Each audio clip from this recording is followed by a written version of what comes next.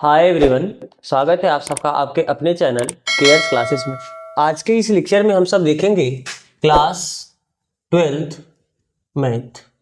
इसके पहले वाले लेक्चर में हम सब प्रश्नावली 11.1 का पूरा इंट्रोडक्शन और एग्जाम्पल कर चुके हैं। तो आज हम लोग को प्रश्नावली का क्वेश्चन देखना है। तो आओ देखते हैं क्वेश्चन नंबर फर्स्ट। बोल रहा है कि यदि एक रेखा एक्स वाई और जेड अक्ष के साथ क्रमशः 90 अंश, 135 अंश, 45 अंश के कोण बनाती है तो इसकी दिक् कोसाइन ज्ञात कीजिए। ये एक्स एक्सिस है, ये आपका वाई एक्सिस है, ये आपका जेड एक्सिस है। कोई एक रेखा है, यह रेखा एक्स अक्ष के साथ, अच्छा फिगर ऐसा बन गया, ये इसके साथ 90 अंश का कोण बनाता है, वाई एक्सिस के साथ 135 अंश का कोण बनाता है और जेड एक्सिस के साथ यह 45 अंश का कोण बनाता है। तो आपको इस रेखा की दिक् कोसाइन, अब आपको पता है दिया है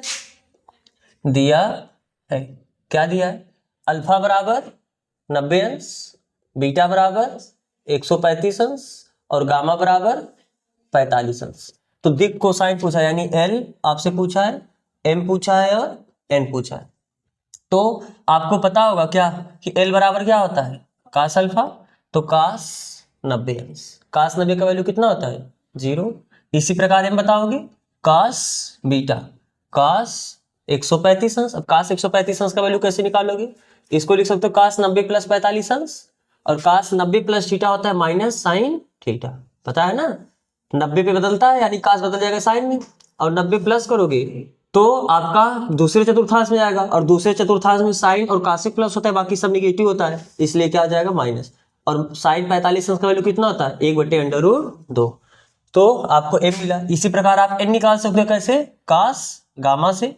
तो कास गामा का वैल्यू कितना दिया आपको, 45 अंश, और कास 45 अंश का वैल्यू 1/2, तो उसका दिक् कोसाइन कितना हुआ, 0 माइनस 1/√2, 1/√2। तो आप लिखोगे कि क्या कि अतः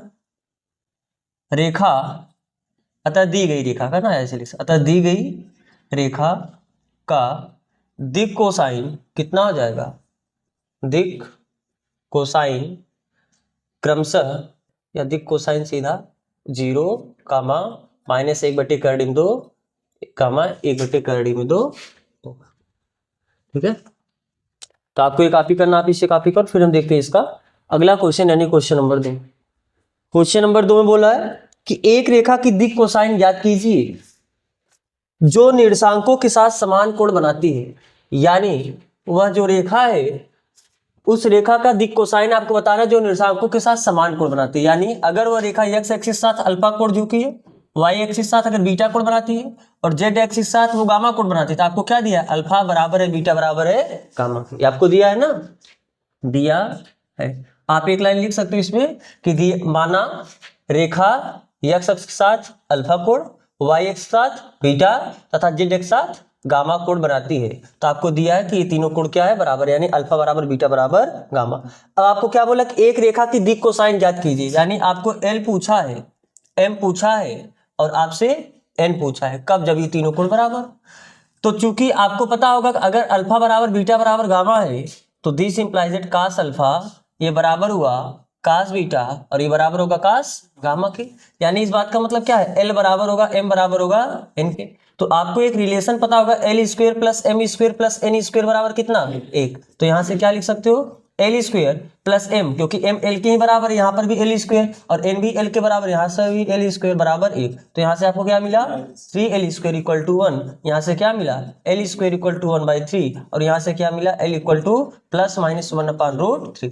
तो चूंकि एल बराबर है एम बराबर एन के, तो यहाँ से आप बोल सकते हो एल बराबर एम बराबर एन, और ये तीनों कितना आ गया, 1 प्लस माइनस 1/3। यानी उस रेखा का जो दिक् कोसाइन होगा वो कितना हो जाएगा, प्लस माइनस 1/3, कामा 1/3, कामा 1/3।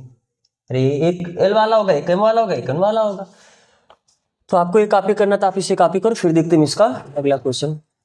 अगले क्वेश्चन में क्या बोला है कि यदि एक रेखा के दिक् अनुपात, ये आपका दूसरा क्वेश्चन था ना। अब तीसरे क्वेश्चन बोला कि यदि एक रेखा के दिक् अनुपात -18, कामा 12 तथा -4 है तो इसकी दिक् कोसाइन ज्ञात कीजिए। आपको दिक् अनुपात दिया है, दिक् अनुपात को आप किससे दर्शाते हो, ए बी सी से। तो पहला दिक् अनुपात कितना दिया, -18, दूसरा दिक् अनुपात कितना दिया +12 और तीसरा दिक् अनुपात कितना दिया -4। तो इसकी दिक् कोसाइन क्या होगी? दिक् कोसाइन यानी आपसे L, M और N, यही तो पूछा है ना। तो क्या दिक् अनुपात अगर दिया रहे तो उसको दिक् कोसाइन बदलना आप फार्मूला जानते हो कैसे? L बराबर कैसे निकालते हो? A/√A² + B² + C²। A का वैल्यू कितना है -18 बटे करड़ी में -18 का स्क्वायर -18 का स्क्वायर +12 का स्क्वायर +-4 का स्क्वायर। तो कितना हो जाएगी -18 बटे करड़ी में 18 का स्क्वायर 324 +12 का स्क्वायर 144 +4 का स्क्वायर 16 ना। तो टोटली कितना हुआ -18 बटे 6 4 10 10 4 14, एक कहाँ से लगा 4 1 5 5 2 7 1 8 और 3 1 4 4 से 84 484 ये आपका 22 का वर्ग है क्या ना। 22 का वर्ग 2 दूनी 4 सॉरी 2 दूनी 4 2 दूनी 4 और 4 4 4 से 84 ठीक है। हाँ ये आपका 22 का वर्ग यानी कितना आ जाएगा -18 बटे 22। और आप इसको कितना 2 से कैंसिल कर सकते हो सरल, तो -2 9 18 और 2 11 22। तो उसका कितना आ गया -9 बटे 11 पहला दिक् कोसाइन। दूसरा दिक् कोसाइन m होगा। m बराबर क्या होता है A/√A² + B² + C²। तो b का वैल्यू कितना है 12 बटे ये तो पूरा हल करने के बाद 22 आया है। अरे फिर वही √A² + B² + C² करोगे 484 वही 22 आ जाएगा। तो 2 से काटोगे 2 6 12 और 2 11। और फिर तीसरा दिक् कोसाइन कितना आ जाएगा n C/√A² + B² + C²। तो c का वैल्यू कितना दिया है -4 बटे ये पूरा वैल्यू हल करोगे वही 22 आएगा। तो फिर वही 2 से 2 दूनी 4 और 2 11 में 22। इसका मतलब कि दिस इंप्लाइज दैट दी गई रेखा की दिक् कोसाइन दी गई रेखा की क्या दिक् कोसाइन कितना हो जाएगा दिक् कोसाइन -9 बटे 11 6 बटे 11 -2 बटे 11 ठीक है। तो आपको ये कॉपी करना आप इससे कॉपी करो फिर देखते हैं इसका अगला क्वेश्चन यानी क्वेश्चन नंबर 4। क्वेश्चन नंबर 4 में आपको तीनों बिंदु को संरेख दिखाना है। क्वेश्चन नंबर 4 में क्या बोला है दर्शाइए कि बिंदु 2, 3, 4 एक बिंदु आपका है 2, 3, 4 और दूसरा बिंदु है -1, -2, -1 और तीसरा बिंदु है 5, 8, 7। आपको ये क्या दिखाना है तीनों बिंदु को संरेख। अब देखो आपको ये पता है कि जैसे दो बिंदु है ना, अगर इन दोनों बिंदु से होके जाने वाले इसको वेक्टर बना दो। जैसे मान लो एक पॉइंट ए है एक पॉइंट बी है, ये पॉइंट सी और ये पॉइंट डी है। तो जो ए बी वेक्टर होता है जो सी डी वेक्टर होता है आपको ये पता है ए बी वेक्टर ये बराबर अगर दोनों एक दूसरे के समांतर है तो पहला वेक्टर दूसरे वेक्टर का कुछ लैम्डा गुना होता है, ख्याल है ना। और अगर इन दोनों का एक पॉइंट कॉमन हो गया, कॉमन होने का मतलब जैसे इन दोनों का अगर ये बी वाला पॉइंट सी वाला पॉइंट एक ही है, इस बात का मतलब क्या है अगर ये ए बी है और फिर ये सी वाला पॉइंट वही बी वाला पॉइंट है यानी सी यही बी से स्टार्ट होगा और यहीं से आपका आगे ये चला यानी ये बी डी। तो ए बी और बी डी अगर ये दोनों समांतर तो थे और साथ में अब एक ही लाइन में आ गए थे यानी ये भी क्या हो गए संरेख हो गए। तो पहले हमको क्या दिखाना है कि ये दोनों समांतर है, पहले क्या दिखाना है कि ये दोनों वेक्टर समांतर है क्योंकि जब दोनों वेक्टर समांतर होंगे और उसका एक पॉइंट कॉमन हो जाएगा इस बात का मतलब क्या होगा ये तीनों पॉइंट एक ही रेखा पाएंगे। तो दो वेक्टर को समांतर कैसे दिखाते हो अगर दो वेक्टर एक दूसरे के समांतर होते तो उनके दिक् अनुपात समान अनुपात में रहते हैं ना। तो पहले हम क्या निकालेंगे इसको मान लेते ए पॉइंट, इसको मान लेते बी पॉइंट और इसको मान लेते हैं सी पॉइंट। तो आप लिख लेना दिया है ए इतना बी एंड सी तीन बिंदु है ना, सिद्ध करना है तीनों बिंदु क्या है संरेख है, सिद्ध करना है क्या तीनों बिंदु या बिंदु ए बी से संरेख है, सिद्ध करना है बिंदु ए बी और सी क्या है संरेख है। अब तीन बिंदु को संरेख करने के लिए सबसे पहले आप क्या निकालोगे ए बी का दिक् अनुपात ना। तो वेक्टर ए बी का दिक् अनुपात, तो वेक्टर ए का दिक् अनुपात कैसे निकालते हो फाइनल माइनस इनिशियल यानी 2 -1 -2 करोगे -1 -2 कामा -2 -3 कामा 1 -4 तो कितना आया ये -3 कामा -5 और -3 इसी को हम क्या बोल देते हैं, ए कामा बी कामा सी।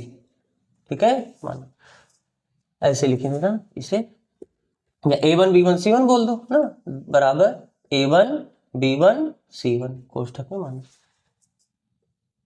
यहाँ पर बीच में कामा है। फिर अब दूसरे वेक्टर का बी और सी का निकालो, वेक्टर बी सी का दिक् अनुपात कितना हो जाएगा, फाइनल माइनस इनिशियल, सी से बी वाले को घटाना है ना, जब सी 5 में से 1 को घटाओगे यानी 5 माइनस माइनस 1 कामा 8 माइनस माइनस 2 कामा 7 माइनस 1, तो कितना है, माइनस माइनस प्लस 6 आ जाएगा, और ये प्लस 10 और ये 6 ना। हम इसको क्या मान लेते हैं, A2 B2 C2 बराबर A2 कामा B2 कामा C2 माना।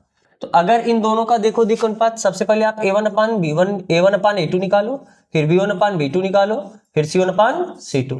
A1 अपान A2 कितना है, -3/6 यानी 3 1 के 3 3 दूनी 6, से वैसे -5/10, अरे B1 ये है B2 ये है, तो -5/10 5 1 के 5 और 5 दूनी 10, और C1/C2 निकालो -3/6, तो कितना जाएगा, 3 1 के 3 3 दूनी 6, तो देखो तीनों अनुपात बराबर आया। तो चूंकि आप लिखो क्या, A1 अपान A2 ये बराबर है B1 अपान B2 और ये किसके बराबर है, C1 अपान C2, तो इनके दिक् अनुपात समान अनुपात में है। इस बात का मतलब क्या हुआ, अगर दोनों वेक्टर के दिक् अनुपात समान अनुपात में है यानी दोनों एक दूसरे के समांतर होगा ना। तो यहां से क्या लिख सकते हैं कि चूंकि A1 अपान A2 ये बराबर है B1 अपान B2 और ये बराबर है C1 upon C2, this implies that vector AB, या आप ऐसे बोल सकते हो रेखा AB रेखा BC की क्या होगा, सन्निहित होगा या समांतर होगा। This implies that Rekha AB ये पैरेलल होगा किसके, रेखा BC के, जो पहली रेखा है दूसरी रेखा के समांतर हो जाएगा ना। लेकिन अब देखो इनका एक पॉइंट कॉमन है, दोनों का बी पॉइंट कॉमन है कि नहीं कॉमन है, तो जब ये तभी संभव है कोई दो रेखा संरेख हो और उन दोनों समांतर हो, कोई दो रेखा एक दूसरे के समांतर हो और उसका एक बिंदु उभयनिष्ठ हो जाए। इस बात का मतलब क्या है, दोनों रेखा फिर एक ही रेखा पा जाएगा।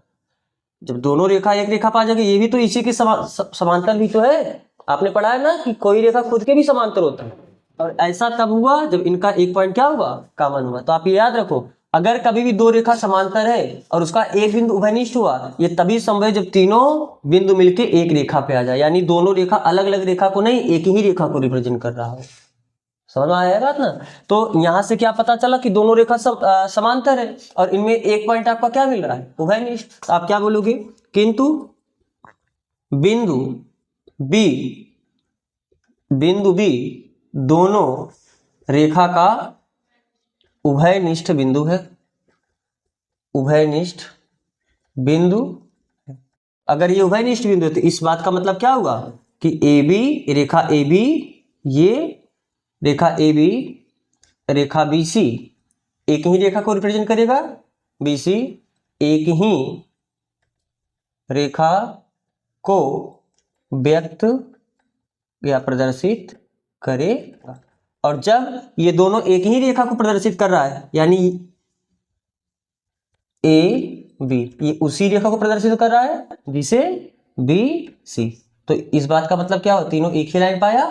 तो यानी दिस इंप्लाइज दैट बिंदु A कामा B तथा C क्या हो गए, संरेख। एक ही रेखा पा गए यानी संरेख हो गए, संरेख। आपको ये प्रूव करना था तीनों बिंदु एक दूसरे क्या है, संरेख है। समझ आ रहा है ना। तो आपको ये कॉपी करना, आप इसे कॉपी करो। फिर देखते हैं इसका अगला क्वेश्चन, यानी क्वेश्चन नंबर 5। क्वेश्चन 5 पे बोला है कि एक त्रिभुज की भुजाओं की दिक् कोसाइन ज्ञात कीजिए यदि त्रिभुज के शीर्ष बिंदु इतने इतने इतने हैं। मान लेते हैं कि एक त्रिभुज है, इस त्रिभुज का शीर्ष बिंदु, एक बिंदु A है, यह बिंदु B है और यह बिंदु C है। A का निर्देशांक कितना दिया है, 3, 5, -4। B का निर्देशांक कितना दिया, -1, -1, 2। C का निर्देशांक कितना दिया है, -5, -2। आपको क्या सिद्ध करना है, एक त्रिभुज की भुजाओं की दिक् कोसाइन ज्ञात कीजिए। आपको इन तीनों भुजा की, क्योंकि त्रिभुज में कितनी भुजा है, 3 भुजा है ना, तो तीनों भुजा की दिक् कोसाइन बताना है। दिक् कोसाइन बताने के लिए आपने इसको इंट्रो में पढ़ा है ना कि कभी भी दो बिंदु, मान लो एक बिंदु का निर्देशांक कितना है, x1, y1, z1, और दूसरा बिंदु कितना है, x2, y2, z2। अगर एक बिंदु का निर्देशांक कितना है, दूसरे बिंदु का निर्देशांक कितना है, इन दोनों बिंदुओं को मिलाने वाली रेखा का दिक् अनुपात कितना होता है, x2 - x1, y2 - y1, z2 - z1। ये क्या होता है, दिक् अनुपात। और दिक् कोसाइन कैसे निकालते हो, ये इतना बटे, जैसे मान लो चलो इस पॉइंट को हम ए बोल देते हैं और इस पॉइंट को हम क्या बोल देते हैं, बी, इतना बटे ए बी, इतना बटे ए बी और इतना बटे ए बी, जहां ए बी क्या है, यहां से यहां तक की दूरी, और यहां से यहां तक की दूरी कितनी हो जाएगी, root of x2 minus x1 का square plus y2 minus y1 का square plus z2 minus z1 का स्क्वायर। वैसे आप दिक् कोसाइन निकालते हो। तो चलो सबसे पहले हम क्या करते हैं, ए बी, भुजा ए बी का निकालते हैं। तो भुजा ए बी, ये जो भुजा ए बी है एक रेखा को रिप्रेजेंट करेगा कि नहीं रिप्रेजेंट करेगा, अरे बिंदु ए और बिंदु बी को मिलाने वाली भुजा को ही तो आप भुजा ए बी बोले हो। तो भुजा ए बी का सबसे पहले आप क्या निकाल लो, दिक् अनुपात।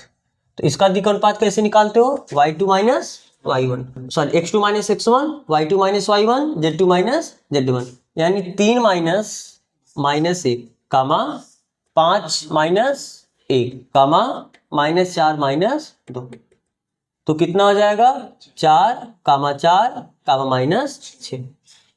लेकिन हमको क्या निकालना है, दिक् कोसाइन।